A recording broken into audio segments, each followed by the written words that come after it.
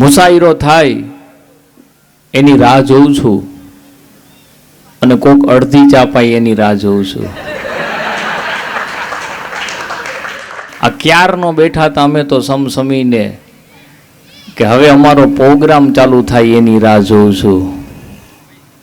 અને ધારું તો હમણાં જ કરી દઉં ગઝલ પૂરી, ધારું તો હમણાં જ કરી દઉં ગઝલ પૂરી, પણ મારોય ફોટો પડાય એની રાહ જોઉં છું.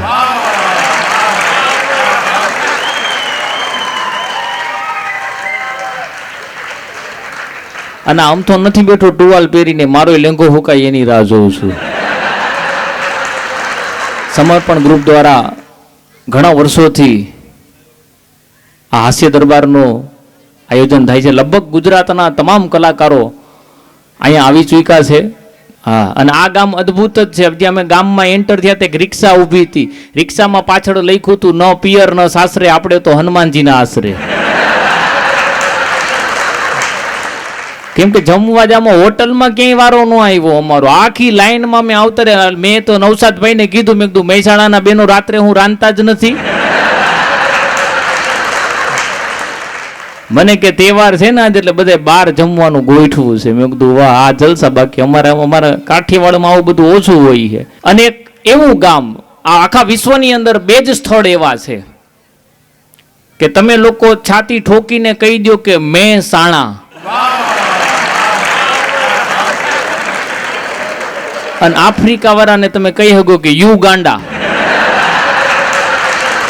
પણ મજાની વાત છે, કેમ કે ખુરશી ઉપર ઊભા ઊભા ચા પીવાય નહીં, ચાખવા હાટું હોટલમાંથી ભાણું મંગાય નહીં.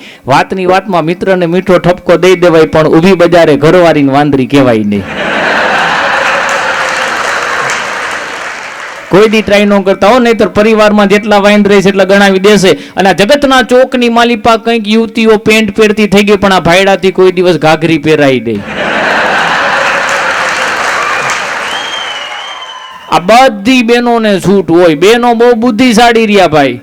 એ આપણા ગમે કપડાં પહેરે હારા લાગે. આપણો બુસ્કોટ પહેરે બેનો હારા લાગે, આપણું જીન્સ પહેરે બેનો હારા લાગે, આપણી ટોપી પહેરે બેનો હારા લાગે, આપણો કોટ પહેરે બેનો હારા લાગે. એકાદું લુગડું બેનોનું પહેર્યું તમે બહાર નીકળજો. અને બુદ્ધિની પરાકાષ્ઠા તો રમેશભાઈ ન્યા સુધીની કે આપણો બાપ દાદાનો એક લેંઘો આપણે પાસે હતો, એ આ લોકોએ પ્લાજો કરીને લઈ લીધો. પણ કાર્યક્રમની શરૂઆત મારા કાકા દાદુભાઈ લાંગા કવિ નિર્લેપના શબ્દથી કરું કે એ મિલનની મજા જ કંઈક ઓર છે કે જે દિવસ વાતાવરણ આપણી ગોર છે. એ મિલનની મજા જ કંઈક ઓર છે કે જે દિવસ વાતાવરણ આપણી કોર છે. અને આ અજવાળું તો આપ સૌના મિલનનું છે, બાકી આમ બહાર જુઓ તો અંધારું ઘનઘોર છે. અને હવેની ચાર લાઈન જે બે ચાર જુવાનિયાઓ દેખાય છે એમના માટે કે તું ભલે ને ચાલે વાંકા ચૂકી, પણ મારી નજર તારા ઉપર સીધી ડોર છે. તું ભલે ને ચાલે વાંકા ચૂકી, પણ મારી નજર તારા ઉપર સીધી ડોર છે. અરે આ તો વાલી પ્રેમ છે તારાથી, બાકી છોકરીઓ તો અહીંયા વાહે અને મોર છે. અને કેડ જાણીને રખે બાદ ભરસો તો બધે કાટાળા થોર છે. રામ જોવા મળી જશે ક્યાંક ખૂણે ને ક્યાંક ખાચરે, બાકી રાવણ તો ચારેય કોર છે. હો, આ તો મહેસાણાના બાળકો છે બધા, જો સુખી સંપન્ન સંસ્કારી બાળકો છે, બધા લાઈનમાં શાંતિથી બેઠા છે.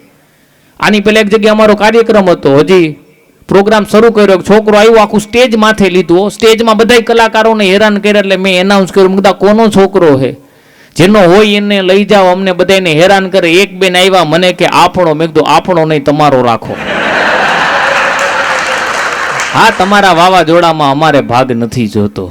હા, મારી બાજુમાં એક ભદો કરીને છોકરો એક હમણાં મારી ઘરે આવ્યો, મને કે મુરગી ઈંડું મૂકે. મેં કીધું એમાં હું મોટી વાત, મને કે તો તમે મૂકો.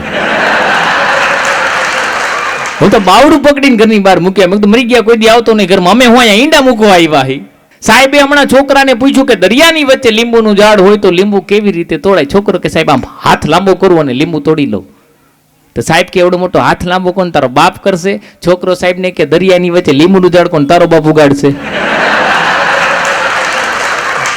સાહેબને જોટલી ખીતો કરી દીધો. મારી નાની ભત્રીજી છે, એક દી ખોડામાં બેઠા બેઠા રમતી હતી. મેં કીધું બેટા મોટી થઈને શું બનીશ? મન કે ડોસી. હાજર જવાબ. એક દી 20-25 મહેમાન આવી ગયા તો એટલી બધી બેઠક વ્યવસ્થા નહોતી. મેં કીધું જા બાજુવાળા રંજન માસી ત્યાંથી થોડી ખુરશી લેતી આવ. પછી કામની ના નો પાડે. રંજન માસી ત્યાં ગઈ. રંજન માસી કે માસી માસી મારા કાકાએ કીધું થોડાક મહેમાન વધુ આવી ગયા, થોડી ખુરશી આપો ને. રંજન માસીએ ખુરશી આપી, માથે હાથ ફેરવીને કીધું કે બેટા તારા કાકાએ બીજું કઈ કીધું છે? તો કાંઈ વાંદરી ના પાડે તો અમે હંસા માસી ત્યાંથી લેતી આવશે. આ પાડોશી અરે સંબંધ દોડાવી નાખ્યો. મારો ભત્રીજો છે જીયાન, એકદમ અઘરો હે. એક દી નિશાળેથી રોતા રોતા આવ્યો. મેં કીધું કેમ રોવસ? મને કે સાહેબે માર્યું. મેં કીધું તે કંઈક તોફાન કરી રહી છે. મને કે ના ના, પ્રશ્નોનો જવાબ દીધો ને માર્યું. મેં કીધું જવાબ ખોટો દીધો હોય છે. મને કે જવાબે સાચો દીધો તો. અને મારો મગજ ગયો કે સાચો જવાબ દીધો તોય માર્યું. મેં કીધું સાહેબે શું પૂછ્યું તું? મને કે સાહેબ ક્લાસરૂમમાં આવ્યા, સાહેબે ચોક લીધો, બોર્ડ ઉપર લખ્યું રામાયણ. પછી સાહેબે મને ઊભો કરીને પૂછ્યું કે રામાયણ કોને લખ્યું? મેં કીધું કે સાહેબ તમે લખ્યું. સાહેબ રામાયણ લખે બે તો મેં ચડાવી દીધી હો. વળી થોડાક દિવસ થયા પાછો રોતો રોતો આવ્યો. મેં કીધું હવે શું થયું? મને કે પાછો પ્રશ્ન, પાછો જવાબ, પાછું માર્યું. મેં કીધું શું પૂછ્યું તું સાહેબે? એ કે સાહેબે પૂછ્યું 3 ને 2 કેટલા થાય? એ કે મેં કીધું 5. મેં કીધું સાચી વાત છે, 3 ને 2 5 જ થાય. એ કે પછી સાહેબે પૂછ્યું કે 2 ને 3 કેટલા થાય? મેં કીધું ગધેડા 5 જ થાય. મને કે મેં સાહેબને આમ જ કીધું તું. હવે આ સાહેબને ગધેડા કે તો આને તો મારવો જ પડે ને. આવી અઘરી નોટ છે. બાને બાળકો રહ્યા ને જોઈ મોકો જોઈને ચોકો મારે ઘરે મહેમાન આવે એટલે જીત શરૂ કરે, પૈસા આપો, ભાગ લઈ દો, ચોકલેટ આપો. હવે આપણે ના પાડી તો મહેમાન સામું આપણે ભૂંડા લાગી. એક ભાઈની ઘરે હું પ્રોગ્રામ નક્કી કરવા ગયો, નાનકડા છોકરા જીત શરૂ કરી, પપ્પા ચોકલેટ. એનો બાપ કે ચોકલેટ ન ખવાય એમ કહીને બેડરૂમમાં ગયા. એટલે મેં કીધું બેટા ચોકલેટ ન ખવાય, દાંત સડી જાય. તો મારા સામું ડોરા કાઢીને કે મારા દાદાને ઓળખો છો? મેં કીધું ના. મને કે 90 વર્ષ જીવા. મેં કીધું બહુ સારી વાત છે. મને કે હું કામ જીવાય ખબર છે? મેં કીધું ના. મને કે તમારી જેમ પારકી પંચાયત ન કરતા. પછી તો મને એમ થઈ ગયું કે હું દોઢો નો થયો તો સારું હતો. હા, એમાં ટેટુ નો જમાનો. માણસો જ્યાં હોય ને અત્યારે ટેટુ ચિતરાવે. આ વખતે રાજકોટના લોકમેળામાં ગયો, એક છોકરો ટેટુ કરાવતા કરાવતા રોવા માંડ્યો. એટલે મેં કીધું એલા દુખાવો થાય ને તો ટેટુ નું દીકરું ન થવાય. મન કે એટલે નથી રોતો, આ સ્પેલિંગ ખોટો લખી નાખ્યો. મેં કીધું શું લખી નાખ્યું? એ કે મેં કીધું તું કેટરીના ના લખી નાખ્યું કૂતરીના. હવે મેં કીધું આખી બાઈના પેર, આમાં તો બીજું શું થાય? હમણાં તો એક નાનકડા ટેણિયાએ એના ફળિયામાં ઝાડવું હતું ને ઝાડવું કાપી નાખ્યું. એના બાપે એને મારી મારીને પાડી દીધો. તેના બાપ સામે દલીલ કરવા માંડ્યો. એ કે વોશિંગ્ટન જ્યારે નાના હતા ત્યારે એને એના ફળિયાનું ઝાડવું કાપી નાખ્યું હતું, પણ એના બાપુજી એને માયરો નહોતો, મીઠો ઠપકો દીધો હતો. તેનો બાપ કે વોશિંગ્ટન જ્યારે નાના હતા ત્યારે એને એના ફળિયાનું ઝાડવું કાપ્યું હતું, ત્યારે એનો બાપ ઝાડવા ઉપર નહોતો બેઠો.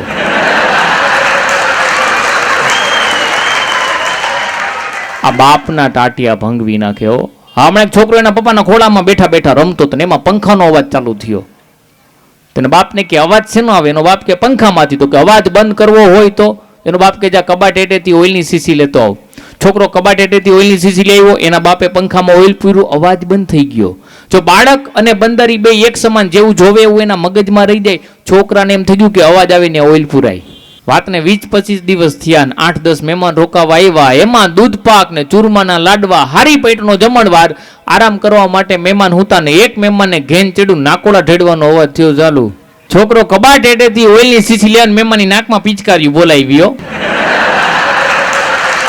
મહેમાન થેલા લીધા વગરના ભૈયા. આવા બાળકો છે. પણ સાહેબ બાળપણ તો બાળપણ છે. થક ગયા હું રોટી કે પીછે ભાગ ભાગ કર, थक गया हूँ सोती रातों में जाग जाग कर, काश मिल जाए वो बीता हुआ बचपन जब माँ खिलाती थी भाग भाग कर और सुलाती थी जाग जाग कर, और सुलाती थी जाग जाग कर. तो माइक અને વાઇફ એ બે બોલવામાં એક હરખા લાગે. બે ધારે ને તો હીરો માંથી જીરો બનાવી દે, જીરો માંથી હીરો બનાવી દે. વાઇફ હારી ન હોય ને તો પુરુષનું જીવન ગોટે ચડી જાય. આ માઇક હારા ન હોય તો અમે કલાકારો ગોટે ચડી જાય. પણ માઇક ને વાઇફ બે બોલવામાં એક હરખા લાગે. બેમાં ઝીણો ઝીણો તફાવત છે. પેલો તફાવત માઇક ને વાઇફમાં શું? પેલો તફાવત કે આની સામું બોલાય. બીજો તફાવત આને બંધ કરવાની સ્વિચ આવે. ત્રીજો તફાવત આ બગડી જાય તો રિપેર થાય. ચોથો તફાવત આ 4-5 રખાય. અને રમેશભાઈ, પાંચમો ને છેલ્લો તફાવત આ કોક જાણીતાનું લેવાય. બીજું કોમેડી બાઇટ્સ અને શ્રીદત્ત વ્યાસની અમારી આ યુટ્યુબની ચેનલ ઉપર તમારો આખો પ્રોગ્રામ રેકોર્ડ થાય છે, આખો પ્રોગ્રામ અપલોડ થશે. એટલે જેવા તમે દાંત કાઢતા છો એવા તમે રૂડા રૂપાળા સરસ મજાના આપજો. જ્યાં મજા આવે ત્યાં દાંત કાઢી લેજો. જે માણસ દાંત ન કાઢતો હોય ને એનો ભરોસો ન કરતા. એની બાજુમાં રહેતા નહીં. તમારી બાજુમાં રહેતો હોય તો અડધા ભાવે મકાન વેચીને એને કેવું તું અહીંયા રે, અને પાછો બહુ દાંત કાઢતો એનું ન કરવો.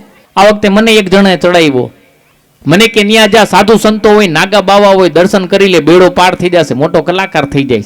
તો હું તો દામા કુંડમાં નાયો ને એક નાગા બાવાના પગ પકડ્યા. મેં કીધું બાપુ આશીર્વાદ આપો. મને કે રડતો થા ને. મેં કીધું ખીજાવશો શું?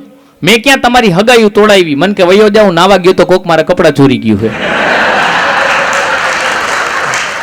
પછી તો મને પરસેવો વળી ગયો. પણ વાત તો હસવાની છે, પણ કદાચ મારા ને તમારા લુગડા ચોરાઈ જાય ને તો આ દેશ એને સંતનું બિરુદ આપે છે. એ આપણો ભારત દેશ છે. ત્યાં 142 જ્ઞાતિનો મેળાવડો જોવા મળે. એમાંથી મને થોડી ઘણી આવડી આપની સમક્ષ રજૂ કરું. એ જુનાગઢના મેળામાં એ રાજપૂત, કાઠી, કડિયા, કુંભાર, કણબી, કંસાર, આહિર, મેર, રબારી, ભરવાડ, બામન, ભાંડ, મીર, સુમરા, મિયા, ખસિયા, ખવા, કાઠ, એ વાણિયા, વાણંદ, લુહાર, સુતાર, સતવારા, સોની, ઘાચી, મોચી, મેમણ, મુંડા, ખોજા, ખત્રી, લોધા, લુવાણા, કસાઈ, કોડી, મસલા, માડી, એ ચારણ, બારટ, નાગર, નાથબાવા, વનકર, વાજા, વાઘરી, નર, ભટ્ટ, વોરા, સંધી, મલ, ફકીર, વટ, ભવાયા, એ ગદે, ગોલા, ઉદિયા, અબોટિયા, સૈયદ, પારસી, દુબદેવ, ધોબી, મતવા, પિંજારા, એ રાવળ, ગુગડી, પતિયા, પતે, નાયકા, નાયક, વાઘેરવાદી, સીધી, સિપાઈ, કલાલ, પઠાણ, મકરાણી, મુંજાવર, એ ભીલ, ભોપા, ખારવા, ખમીજા, ખ્રિસ્તી, લંગા, હઈ, હગર, હરણિયા, ડેર, ડયા અને ડફેર. આટલી જ્ઞાતિનો ત્યાં મેળાવડો જોવા મળે. આમાં અમુક સુરવીરો થયા, અમુક દાતારો થયા અને અમુક ખીચા કાતરી થયા. કેમ કે બધા તો એક હરખા ન થાય. અને મેં વાત કરી ને, માણસો બુદ્ધિના ગાડિયા કર્યા છે. અમારે રાજકોટમાં કોઠારિયા મેઇન રોડ ઉપર એક વડાપાવ વાળાની રેકડી છે ને બોર્ડ માર્યું છે, 10 રૂપિયામાં વડાપાવ સાથે છાશ ફ્રી. હવે રાજકોટમાં તમે આવો ને તો 10 રૂપિયાની અડધી ચા મળે. મેં કીધું 10 રૂપિયામાં વડાપાવ આપે, સાથે છાશે ફ્રી આપે, મોકો મુકાય નહીં. હું તો ગયો ને 10ની નોટ આપી. મેં કીધું લાવ વડાપાવ આપ્યું. મેં કીધું છાશ લાવ, તો મને કે વાસણ લાવો. હવે કાંઈ મરી ગયા ઘરેથી વાસણ લઈને નીકળ્યા હોય. મને કે ગ્લાસ જોતો હોય તો એક્સ્ટ્રા 10 રૂપિયા. આવા બુદ્ધિના ગાડી આવો. એક જણો પાસપોર્ટ ફોટો પડાવવા ગયો. તમને બધાને ખબર, અવડો તો પાસપોર્ટ ફોટો આવે. ફોટોગ્રાફરને કે પાસપોર્ટ ફોટો પાડવો છે. ફોટોગ્રાફર કે પાડી દે. પણ એ કે શરત એટલી કે મારા બૂટે આવી જવા જોઈએ. હવે તારું તરબૂચ જેવડું માથું, અવડો તો પાસપોર્ટ ફોટોગ્રાફર એનાથી ને હોશિયાર હતો, કાંઈ વાંધો નહીં, બૂટ કાઢીને માથા ઉપર રાખી દો.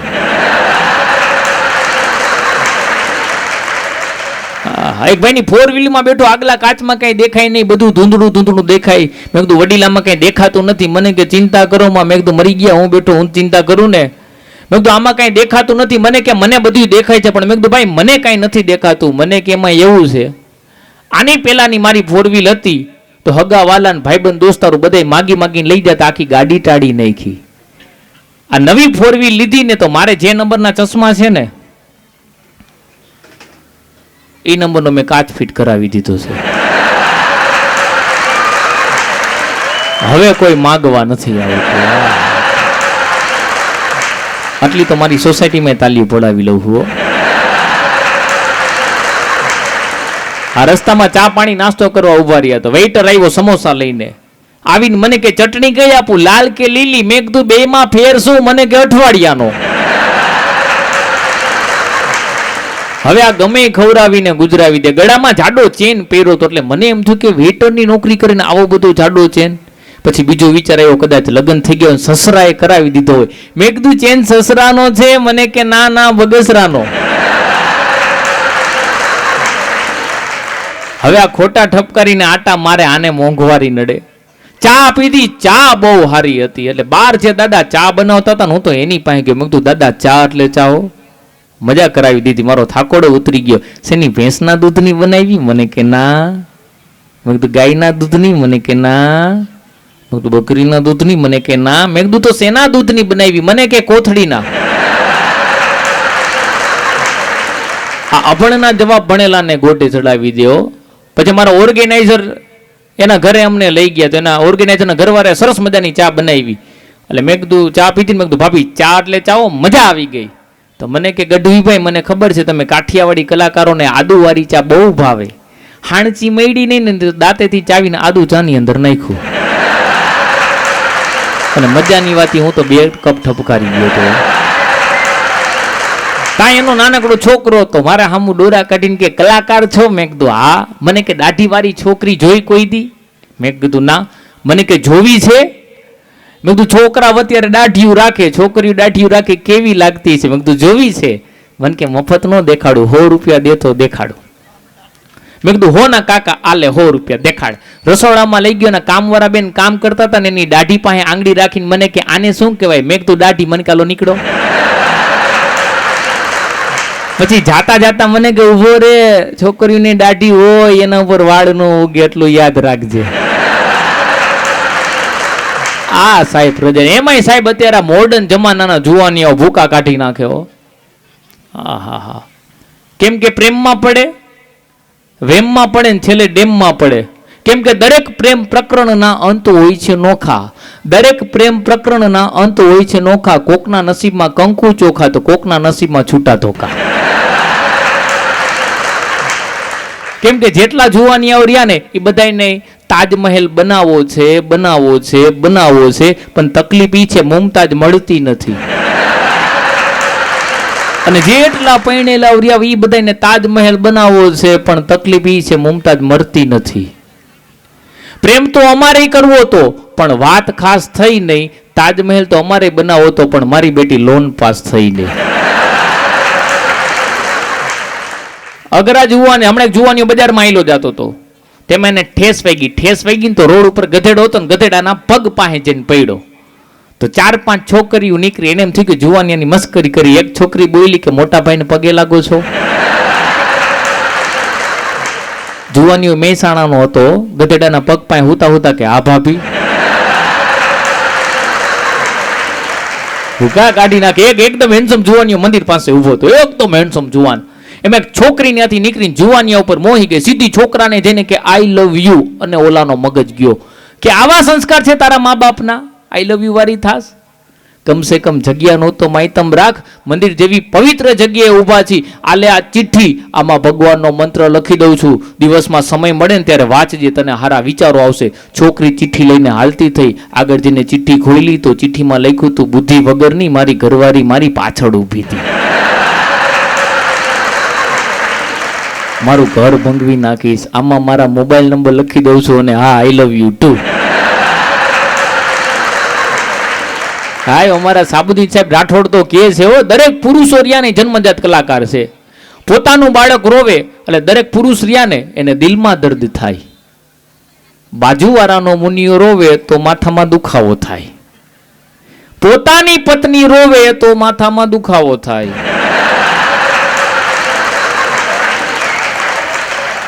કેમ કે દરેક પૈણેલા પુરુષના હૃદયમાં એક જેઠાલાલ વસે. સાલી બબીતા ઉપર જ નજર હોય.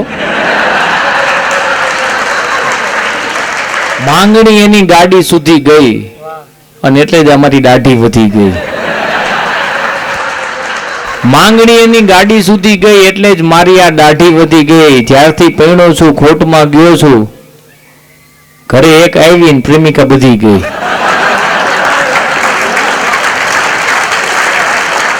ઘણી બધી બહેનો બહુ બુદ્ધિશાળી છે. હમણાં 2 બહેનો માર્કેટમાં ભેગા થઈ ગયા. એક બેન બીજી બેનને કેલી તારી આંખો એટલી બધી લાલ કા? ઓલી કે તારા ભાઈને ક્યાં મજા રહે એટલે ઉજાગરા થાય. તો કેવા હાટું ઉજાગરા કરાય? એકાદી નર્સ રાખી લે. ઓલા બેન કે નર્સ રાખી એટલે જ ઉજાગરા થાય છે. હા, એક ગામમાં હમણાં પૂર આવ્યું, આખું ગામ તણાઈ ગયું. મીડિયા વાળા રિપોર્ટરો બધા પહોંચી ગયા કોને કેટલી નુકસાની થઈ જાણવા માટે. એક બેન જોશથી રોતા હતા. રિપોર્ટર કે બેન તમે કાં રોવો? એટલે બેન કે ભાઈ મારી ઘરની બધી વસ્તુ તણાઈ ગઈ. રિપોર્ટર કે ચિંતા કરો માં, સરકાર બહુ સારી છે, સહાય કરશે. એનાથી આગળ ગયા તો એક બેન એનાથી જોશથી રોતા હતા. રિપોર્ટર કે બેન તમે કાં રોવો? ઓલા બેન કે ભાઈ મારું આખું ઝૂંપડું તણાઈ ગયું. રિપોર્ટર કે ચિંતા કરો માં, સરકાર બહુ સારી છે, સહાય કરશે. એનાથી આગળ ગયા તો એક બેન એનાથી જોશથી રોતા હતા. રિપોર્ટર કે બેન તમે કાં રોવો? ઓલા બેન કે મારો ઘરવાળો તણાઈ ગયો. હવે આમાં તો ન કહેવાય સરકાર સહાય કરશે. રિપોર્ટર કે કાંઈ વાંધો નહીં, તમારા ઘરવાળાનો ફોટો આપો, અમે છાપામાં ટીવીમાં દેખાડશું, જેને મળશે તમારી પાસે પહોંચાડી જશે. તો કે ઘરવાળો તણાઈ ગયો ને એના બધા ફોટા તણાઈ ગયા. રિપોર્ટર કે કાંઈ વાંધો નહીં, જમાનો ટેકનોલોજીકલ યુગનો છે, તમે ખાલી તમારા ઘરવાળાનું શબ્દચિત્ર વર્ણવો, અમે સ્કેચ આર્ટિસ્ટને બોલાવીને એનું સરસ મજાનું સ્કેચ બનાવી નાખશું. તો બેન કે લખો. સરસ મજાની 6 ફૂટની હાઈટ હતી, સલમાન ખાન જેવું બોડી હતું, રિતિક રોશન જેવી ભૂરી ભૂરી આંખો હતી, અમિતાભ બચ્ચન જેવો બેઝવાળો અવાજ હતો. એની બાજુમાં એક બેન હતા ને એને ઠોહોમાં રેલી, તારો ઘરવાળો તો બાઠીઓ ઢેબલો હતો, આ કે આ લોકો હારો ગોત્યો હતો, તો તારા બાપનું શું જઈ છે.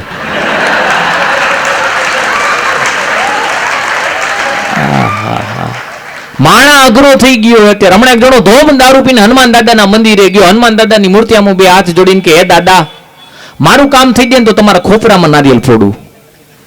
અને પૂજારી સાંભળી ગયો કે આ મરી ગયાનું કામ થઈ જાય ને ખોપરામાં નારિયેલ ફોડશે, મૂર્તિ ખંડિત થઈ જાય. તો દારૂડિયો ત્યાંથી ગયો, પૂજારી બે હાથ જોડ્યા કે હે દાદા, ઓલાનું કામ ન થાય ને તો 5 શ્રીફળ હું તમને વધેરીશ. બીજા દિવસે પૂજારી મંદિર સાફસૂફ કરતો તો દારૂડિયો હાથમાં નારિયેળ રમાડતા રમાડતા આવે, પગથિયા ચડતો તો પૂજારી કેલા કઈ બાજુ? દારૂડિયો કે મેં માનતા માની, મારું કામ થઈ ગયું, દાદાના ખોપરામાં નારિયેળ ફોડવા જાઉં છું. પૂજારી કે દાદા અહીંયા ન હોય, લોકોને દર્શન કરવા માટે પ્રતિમા રાખી, બાકી દાદા તો આકડાના ઝાડમાં રહે, એમ કઈ છટકાવ્યો. ત્રીજા દિવસે મંદિર ખોલ્યું તો હનુમાન દાદાની મૂર્તિમાં પાટો બાંધ્યો. તો પૂજારી કે આ શું હનુમાન દાદા? કે તારા ધંધા. તો કે મારા ધંધા કાં? તો કે મને ખબર હતી ઓલા મરી ગયાનું કામ થઈ ગયા છે, એ મારા ખોપરામાં નારિયેળ ફોડવા આવશે, એની બીકે હું આકડાના ઝાડમાં જઈને હંતાણું.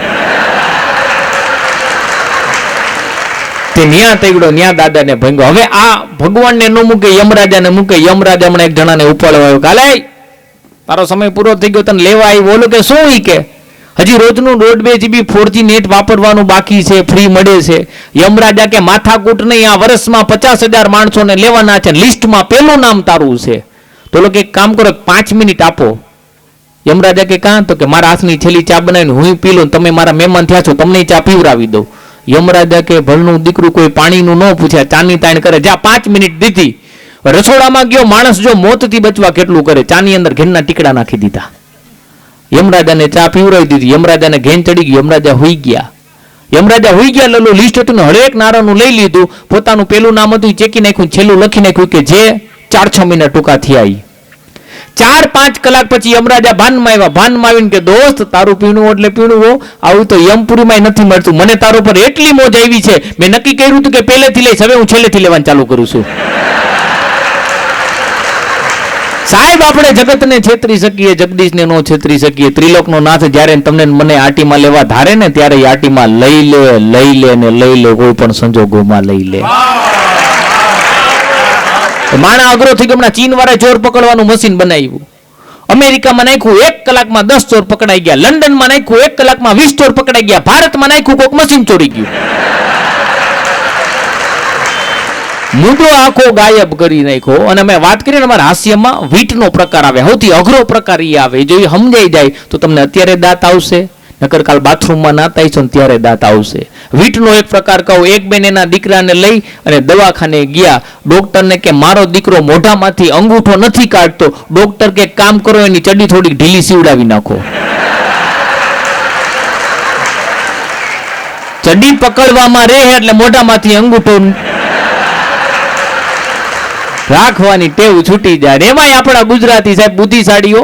હમણાં એક આપણા ગુજરાતીએ મુંબઈમાં જઈને દવાખાનું કર્યું. હવે ગુજરાતીમાં બુદ્ધિશાળી બોર્ડ માર્યું કે દરેક જાતના રોગનો ઈલાજ અહીં કરવામાં આવશે, ફી માત્ર 500 રૂપિયા, સારું ન થાય તો 1000 રૂપિયા હામો આપશું. અને ક્લિનિક ચાલુ કર્યું. સામે મરાઠીનું ક્લિનિક આવું પડી ભાગ્યું, ગુજરાતીનું દવાખાનું ધોમધોકાર હાલવા માંડ્યું. એટલે મરાઠીને એમ થયું કે ગમે એમ કરીને દર્દી બનીને જાવ અને ગુજરાતી પાસેથી 1000 રૂપિયા લીધે પાર થાવ. એ મરાઠી ડોક્ટર દર્દી બની અને ગુજરાતીના દવાખાનામાં આવ્યો. ગુજરાતી ડોક્ટર કે શું તકલીફ છે? મરાઠી ડોક્ટરે પૂછેલો. ગુજરાતી ડોક્ટરે કે શું તકલીફ છે? તો કે જીભમાં કઈ સ્વાદ નથી આવતો. ગુજરાતી ડોક્ટર કે કાંઈ સ્વાદ નથી આવતો? તો કે ના.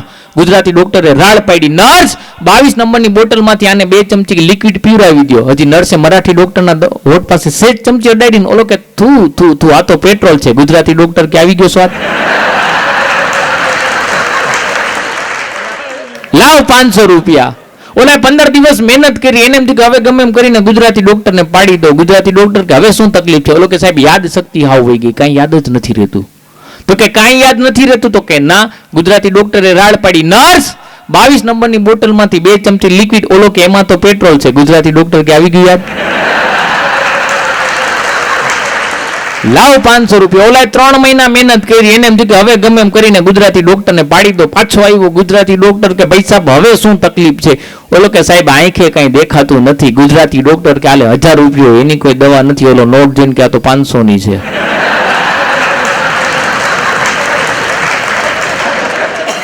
આવી ગઈ આંખું એમ સાહેબ ગુજરાતી. પણ સાહેબ ચારણ ગઢવીનો દીકરો છું, એક નાનકડો એવો લોક સાહિત્યકાર છું, પણ હાસ્યની સાથે જીવનમાં કંઈક 2-4 એવી વાતો મારે કરવી છે કે જે આપણા જીવનમાં કામ લાગશે. કેમ કે ખાલી હાસ્ય દાંત કાઢીને વહી જાવ એ જીવનમાં કામ નથી લાગવાનું. આમાં 2 વર્ગ મારી સામે બેઠો છે. ઘણા વડીલો બેઠા છે કે જેના લગ્ન જીવને કદાચ 30, 40, 50 વર્ષ થઈ ગયા છે, અને એક એવો વર્ગ બેઠો છે કે જેના લગ્ન જીવને કદાચ 2, 4, 5 વર્ષ થયા છે. પણ હવે આવું બધું છે. પેલા આવી જોવા જવાની સિસ્ટમ જ નહોતી. આ વડીલો રે બધા બંધમાં રહીમાં ઘૂંઘટ ઊંચો કરે ત્યાં ખબર પડે કે જયસૂર્યા કા ઐશ્વર્યા. પણ બંધમાં રહીમાં તોય રોનું કાઢી આપણને જોઈને જોકર ભટકાય છે. આ વાસ્તવિકતા છે. પણ સાહેબ જે વડીલો રહ્યા ને સાહેબ, એ લોકોના લગ્ન જીવનમાં એ લોકો સહન કરી શકતા, પણ અત્યારનો વર્ગ સહન નથી કરી શકતો સાહેબ. એમાં 2 પક્ષનો વાક છે. 2 મિત્રો વાત કરતા હતા. એક મિત્રએ એના મિત્રને કીધું કે લગ્નને 10 વર્ષ થઈ ગયા છે, પણ મને જેવી રસોઈ ભાવે છે ને એવું મારી ઘરવાળીને રાંધતા નથી આવડતું. એને મારા રસોઈના ટેસ્ટની હજી સુધી ખબર નથી પડી. એટલે એના બીજા મિત્રે કીધું કે ભલા માણસ, કોઈક દિવસ તારી ઘરવાળી માટે હાડલો લઈને જતો હોય તો આ બેનોને હાડિયું બહુ ગમે, એનું મન રાજી થઈ જાય. ઓલો કે મેં એમે ટ્રાય કરી જોઈ. હું લાલ કલરની હાડી લઈને જાઉં ને તો એમ કે મને લીલા કલરની ગમે. હું પીળા કલરની હાડી લઈને જાઉં તો એમ કે મને ગુલાબી કલરની ગમે. ત્યારે એના બીજા મિત્રે બહુ સારી વાત કરી કે ભલા માણસ, 10 વર્ષમાં તારી ઘરવાળીને કેવા કલરનો હાડલો ગમે એની જો તને ખબર ન પડી હોય તો 10 વર્ષમાં એને તારા રસોઈના સ્વાદની ક્યાંથી ખબર પડી? સતત ચહેરા ઉપર ચહેરા બદલે છે લોકો, બહાર હોય છે એવા ઘણા અંદર નથી મળતા. અને હવેનો છેલ્લો શેર સાંભળજો સાહેબ, અત્યારની વાસ્તવિકતા કહી જાય છે. સાઈરામભાઈ દવેની આ ગઝલ લખેલી છે કે સાંજનું ભોજન આ દરેક ઘરના સદસ્યો કરે સાથે. સાંજનું ભોજન આ દરેક ઘરના સદસ્યો કરે સાથે. આ શહેર આખામાં એવા મને ઘર 15 નથી મળતા. સહજમાં જીવજો હાથથી કોઈ દી ઈશ્વર નથી મળતા. સાહેબ 2 અંગ્રેજી શબ્દો ઉપર ધ્યાન દેજો, આપણા માટે હાનિકારક છે. એક અંગ્રેજી દારૂ, અને બીજું આપણે આપણા સંતાનોને વધુ પડતું જે અંગ્રેજી ભણાવી છે નહીં. સાહેબ અંગ્રેજી ભણાવવું જોઈએ, પણ ગુજરાતીના ભોગે નહીં. કેમ કે અંગ્રેજી ભાષાથી તમારું બાળક રહ્યું ને એ કદાચ કાર મેળવી શકશે, પણ સંસ્કાર માટે તો ગુજરાતી જરૂરી છે. ગુજરાતી જરૂરી છે. ગુજરાતી જરૂરી છે. અંગ્રેજી ભાષાની શરૂઆત થાય ABCD થી. A ફોર એપલ ખાવાથી ચાલુ થાય ને Z ફોર ઝીબ્રા જનાવર બનાવીને મૂકી દે. આપણી ગુજરાતી ભાષાની શરૂઆત થાય ક કલમના કથી અને જ્ઞ જ્ઞાનના જ્ઞથી જ્ઞાની બનાવીને મૂકી દે. એ આપણું ગુજરાતી છે. અને એનાથી ને આગળ સાહેબ, હું તમે ગુજરાતી છે એનું ગૌરવ એટલા માટે લેવું જોઈએ કે વિશ્વના કોઈ પણ ખૂણામાંથી કોઈ પણ વ્યક્તિ ભારતની અંદર પગ મૂકે એટલે એને એક ગુજરાતીનો ફોટો જોવો પડે. જ્યારે કરન્સીમાં નોટ બદલાવા જાય ને ત્યારે મોહનદાસ કરમચંદ ગાંધીનો ફોટો જોવો પડે. એના સાહેબ હું તમે વંશજો છીએ. કેમ કે કેવી પરિસ્થિતિ છે સાહેબ, જેટલા માણસો રહ્યા ને, કેમ કે માણસો ધીમે ધીમે વાત કરી ને હોશિયાર ને પાખંડી થતા ગયા છે. હોશિયાર તો પહેલેથી હતા. હોશિયાર કોને કહેવાય કે કાંઈ હલવાઈ જાય તો એમાંથી રસ્તો કાઢી નાખે, એને હોશિયાર કહેવાય. પણ માણસો પાખંડી કેવા, તમારી ઘરે મહેમાન આવ્યા હોય, મહેમાનને તમે રકાબીમાં ચા આપો, ચાની અંદર માખી પડે એટલે આપણે શું કહી ફેંકી દો, એવી ચા ન પીવાય. પણ એ જ માખી 5 કિલો ચોખા ઘીમાં પડે તો માખી બહાર જાય. હા, એક ભાભો હમણાં હાવ મરણ પથારીએ. જો કાઠિયાવાડમાં તો સમજો, કાઠિયાવાડી શબ્દ હે લુગડું એટલે કે કપડું. કપડું જેમ જૂનું થાય ને એને ગાભો કહેવાય, અને પુરુષ જેમ જૂનો થાય ને એને ભાભો કહેવાય. પણ ગાભો ને ભાભો બેમાં તફાવત છે. ગાભો જેમ જૂનો થતો જાય એમ કલર મૂકતો જાય, અને ભાભો જેમ જૂનો થતો જાય એમ કલર પકડતો જાય.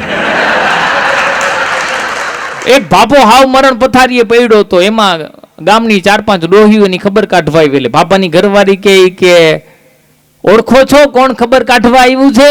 તો બાપો પથારીમાં પડ્યા કે હાજો હુરો હતો તેથી કોઈ સામું જોવા નથી દીધું.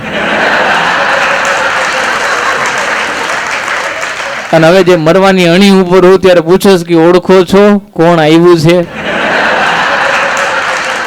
પણ સાહેબ વાત કરી ને, હું તમે બધા રહ્યા ને સાહેબ, આપણે આપણા દુઃખે દુઃખી નથી, બીજાના સુખે દુઃખી છે સાહેબ. હું તમે કોકનું સુખ જોઈ છે ને તો એનાથી આપણને તકલીફ પડે છે. પણ સાહેબ જે લોકો શરીરથી સ્વસ્થ છે, શરીરમાં કોઈ પણ જાતની ખોટ ખાપણ નથી ને, આવા લોકોએ પરમાત્મા ઈશ્વરને ફરિયાદ કરવાનો અધિકાર નથી. કેમ કે જ્યારે તમને તમારી જાત નબળી લાગે ને ત્યારે એક વખત અપંગ આશ્રમમાં આટો મારી આવજો, એક વખત અંધ આશ્રમમાં આટો મારી આવજો, ત્યારે તમને ખબર પડશે મને તમને મારા નાથે કેટલી વસ્તુઓ આપી છે.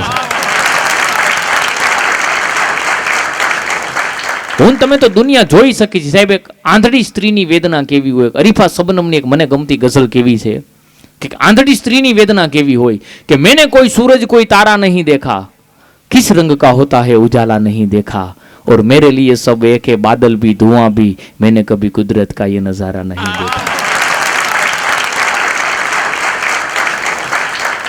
અને સાહેબ સ્ત્રીઓ રહ્યા ને એને શણગાર થવાનું એના માટે બહુ મહત્વનું હોય છે.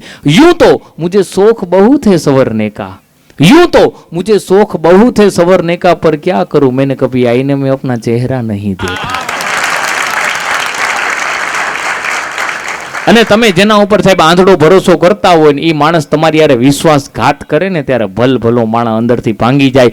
સુના હે મેરે અપને ही थे घर लूटने में मेरे, सुना है मेरे अपने ही थे घर लूटने में मेरे, अच्छा हुआ मैंने ये नजारा नहीं देखा, अच्छा हुआ मैंने ये नजारा नहीं देखा.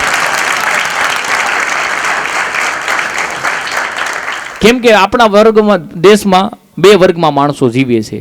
એક વર્ગ એવો જીવે છે કે શું કરી તો ભૂખ લાગે, અને એક લાચાર વર્ગ આ ધરતી ઉપર સાહેબ એવો જીવે છે કે ભૂખ લાગે ત્યારે શું કરવું.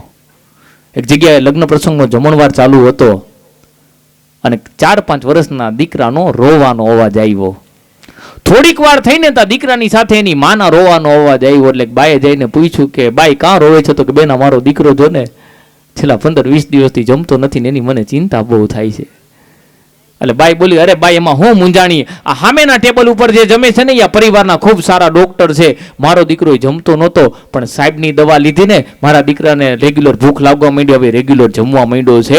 આ બાજુ બાઈની વાત પૂરી થઈ અને વાહ સાહેબનો જમણવાર પૂરો થયો. સાહેબ વોશ બેસિનમાં ડીશ મૂકવા ગયા એટલે બાઈ એના દીકરાને તેરી અને સાહેબ પાસે ગઈને કીધું કે સાહેબ 1 મિનિટ ઊભા રહેશો, માફ કરજો સાહેબ, આજે તો દવાખાના ક્લિનિકની વાત ન થાય પણ માં છું ને એટલે રહી નથી શકતી. આ પ્રસંગમાં આવ્યા છો પણ એક માનું જીવ રહ્યો ને સાહેબ. કોઈ કલાકારો કે કોઈ કવિઓ માની ઉપમા નથી આપી શક્યા. તમે માને તમે ચંદ્ર સાથે ન સરખાવી શકો, કેમ કે ચંદ્રમાં દાગ છે જ્યારે માં રહીને 2 દાગ છે. એનાથી ને આગળ માને તમે દરિયા સાથે ન સરખાવી શકો, કેમ કે દરિયાનું પાણી ખારું છે, માનો પ્રેમ અમૃત જેવો મીઠો છે. અરે એનાથી ને આગળ માને તમે ફૂલ એટલે કે પુષ્પ સાથે ન સરખાવી શકો, ફૂલ પુષ્પ તો કરમાઈ જાય છે જ્યારે માનો પ્રેમ ક્યારે કરમાતો નથી. અરે એનાથી ને આગળ માને તમે ઈશ્વર એટલે કે પરમાત્મા સાથે પણ ન સરખાવી શકો, કેમ કે ઈશ્વર પરમાત્મા તો આપણને સુખ અને દુઃખ બેય આપે છે, જ્યારે માં રહીને દુઃખ પોતાની પાસે રાખે છે અને પોતાના સંતાનોને સુખ આપે છે. 4-5 છોકરા શેરીઓમાં રમતા હતા. એમાં એક દીકરાની માં સર્વિસ ઉપરથી આવીને એના દીકરાને હગ કરી લીધું, બથ ફરી લીધું. એટલે એનો દીકરો કે આગી જા માં, અડમાં મને. પણ એની માં કાંઈ બોલી નહીં, મનોમન વાત કરવા માંડી, કદાચ એના મિત્રની હાજરીમાં મેં મારા દીકરાને હગ કર્યું છે, બધ ભર્યું છે ને ગમ્યું નહીં હોય. સાહેબ માફ કરજો, આજના ઘણા સંતાનોને પોતાના મા બાપની એલર્જી થવા લાગી છે.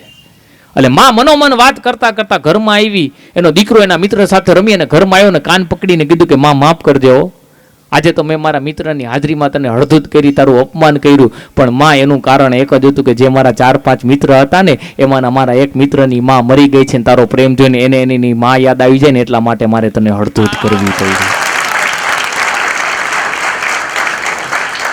એટલે બાએ કીધું કે માં છું ને એટલે રહી નથી શકતી, અમારો દીકરો કેટલા દિવસથી જમતો નથી. સાહેબ કે કાંઈ વાંધો ને, અમારા દવાખાના અમારા ક્લિનિકનું કાર્ડ છે, તમે તમારા દીકરાને લઈને મારા ક્લિનિકે આવજો, હું તમારા દીકરાને દવા આપીશ, એને રેગ્યુલર ભૂખ લાગવા માંડશે, એ રેગ્યુલર જમવા માંડશે.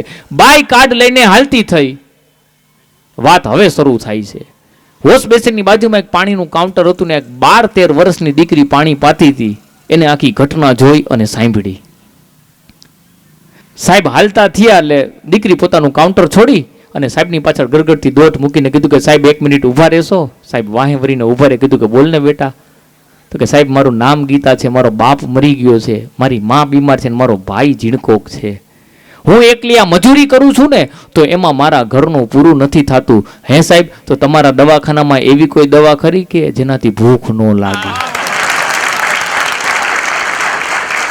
સાહેબ, એક લાચાર વર્ગ આ ધરતી ઉપર એવો જીવે છે અને ક્યાંક હું સાહેબ તમે ભારતના માણસો છી. આસમાનો સે જમીનો કો મિલાને વાલે ये झूठे होते हैं तकदीर बताने वाले, आसमानों से जमीनों को मिलाने वाले ये झूठे होते हैं तकदीर बताने वाले. अब तो मर जाता है रिश्ता ही बुरे वक्तों पर, पहले मर जाते थे रिश्तों को निभाने वाले. और टूट कर भी मैं मुकम्मल हूं, मैं भारत हूं. साहेब, કેટલાય લોકો આપણા દેશ ઉપર શાસન કરવા આવ્યા અને શાસન કરીને વયા ગયા. આપણો દેશ હજી અડીખમ છે. टूट कर भी मैं मुकम्मल हूं, मैं भारत हूं. कट गए खुद ही जो निकले थे मुझको तोड़ने वाले, कट गए खुद ही जो निकले थे मुझको तोड़ने वाले. साहेब, આપણને જે તોડવા વાળા આવ્યા હે ને એ જ અંતે તૂટીને વયા ગયા છે. આ આપણા દેશની તાકાત છે. અને છેલ્લે એક આજે સમજદાર વર્ગ છે, બહુ ઓછી જગ્યાએ આ વાત કરું છું, પણ ભારતીય સ્ત્રી સાહેબ, માફ કરજો, કેમ કે વાસ્તવિકતા થોડી કડવી જ હોય છે. કડવી હોય એ જ વાસ્તવિકતા હોય છે. પણ ફેસબુક, વોટ્સઅપ અને પશ્ચિમની આંધળી સંસ્કૃતિની દોટ પાછળ જે આપણે આપણી સંસ્કૃતિ ગુમાવીને બેઠા છીએ ને, ખાલી એક વખત તમે એટલું વિચારજો કે તમે ભારતીય સ્ત્રી છો, કે આપણે શું છીએ ને એનો એક નાનકડો પ્રસંગ કહી અને ફરી પાછા બીજા દોરમાં મારે નવસાદને ભાઈને રજૂ કરવા છે. ભારત હજી ગુલામીની જંજીરમાં બંધાયેલો હતો અને 1889ની સાલમાં ભારત છોડી અને એક માર્ગેરીટા કરીને અંગ્રેજી સ્ત્રી પોતાની નાનકડી દીકરી મેરીને લઈને પોતાના વતન ઇંગ્લેન્ડ જાતી હતી.